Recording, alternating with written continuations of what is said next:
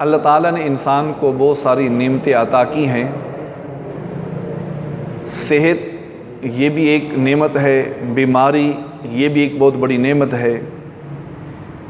اس کے بے شمار منافع ہیں، اگرچہ آدمی کو بظاہر اس وقت جب بیمار ہوتا ہے تکلیف پہنچتی ہے، مگر حقیقتاً راحت و آرام کا ایک بہت بڑا ذخیرہ اس کے ہاتھ میں آتا ہے۔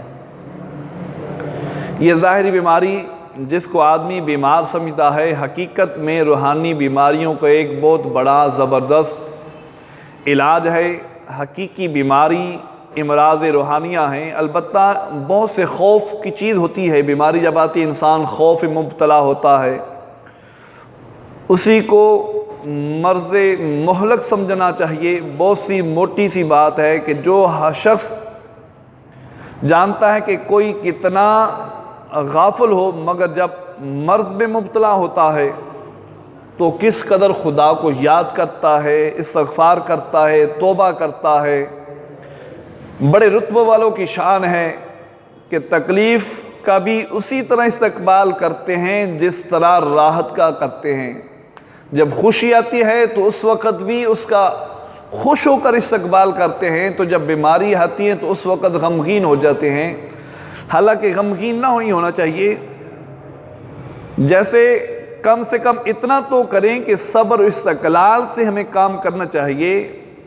جزا و فضا کرتے ہوئے جب واویلا کریں گے، اذیت کے اندر مبتلا ہوں گے، دوسروں کے سامنے گریہ ازاری کریں گے، کہیں بیماری مجھے ہی لگی ہے، تو جب انسان یہ عمل کرتا ہے بیماری تو لگی مگر اس کا ثواب جو ہوتا ہے اس سے انسان محروم رہ جاتا ہے۔ بے صبری جو ہے جب کرتا ہے تو مصیبت جو آئی ہوتی ہے تو اس بے صبری سے اس بڑے ثواب سے محروم رہ جاتا ہے۔ یہاں تک کہ بعض نادان لوگ کفر یا کلمات بھی بول دیتے ہیں، حالانکہ ایسے نہیں کرنا چاہیے۔ مسلمان اپنے پیارے اور برگزیدہ رسول صلی اللہ علیہ وآلہ وسلم کے ارشادات کو دل سے سنیں اور اس پر عمل کریں۔ اللہ ہم سب کو توفیق عطا فرمائے۔ صحیح بخاری اور مسلم شریف کی حدیث مبارکہ ہے، حضرت ابو سعید خدری اور حضرت ابو ہریرہ رضی اللہ تعالیٰ روایت کرتے ہیں کہ حضور نبی اکرم صلی اللہ علیہ وآلہ وسلم نے فرمایا، مسلمان کو جو تکلیف ہو، حزن اذیت پہنچتی ہے، کوئی تکلیف پہنچتی ہے، غم پہنچتا ہے، کوئی اذیت پہنچتی ہے، بیماری پہنچتی ہے، یہاں تک کہ آقا علیہ الصلوۃ والسلام نے فرمایا اس کو ایک کانٹا چبھتا ہے، فرمایا اس کے چبھنے پر اللہ تعالیٰ اس کے گناہوں کو مٹا دیتا ہے۔ اور دوسری صحیح مسلم شریف کی حدیث مبارکہ ہے، صحیح بخاری شریف کی حدیث مبارکہ ہے کہ حضرت عبداللہ ابن مسعود رضی اللہ تعالیٰ روایت کرتے ہیں کہ حضور نبی اکرم صلی اللہ علیہ وآلہ وسلم نے فرمایا کہ مسلمان کو جو اذیت پہنچتی ہے، مرض ہو یا اس کے سوا کچھ اور ہو، اس کے گناہوں کو اس طرح گرا دیتے ہیں جس طرح آقا علیہ الصلوۃ والسلام نے فرمایا درخت کے پتے خزاں کے موسم میں جھڑ جاتے ہیں۔ اسی طرح انسان کے گناہ جو ہیں جب تکلیف پہنچتی ہے، بیماری پہنچتی ہے، مصیبت پہنچتی ہے تو اس وقت وہ صبر کرتا ہے تو صبر کی بنا کے اوپر اس کے گناہ جھڑ جاتے ہیں۔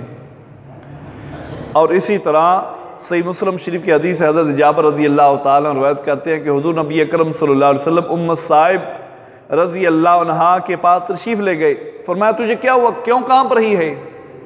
اس نے عرض کی یا رسول اللہ بخار ہو، اللہ نہ کرے اس کے اندر برکت ہو۔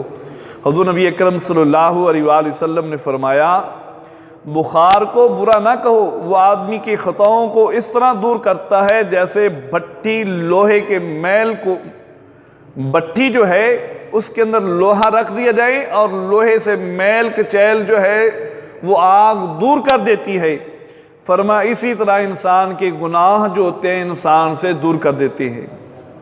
اور پھر صحیح بخاری شریف کی حدیث ہے، حضور نبی اکرم صلی اللہ علیہ وسلم نے اللہ تعالیٰ فرماتا ہے جب بندہ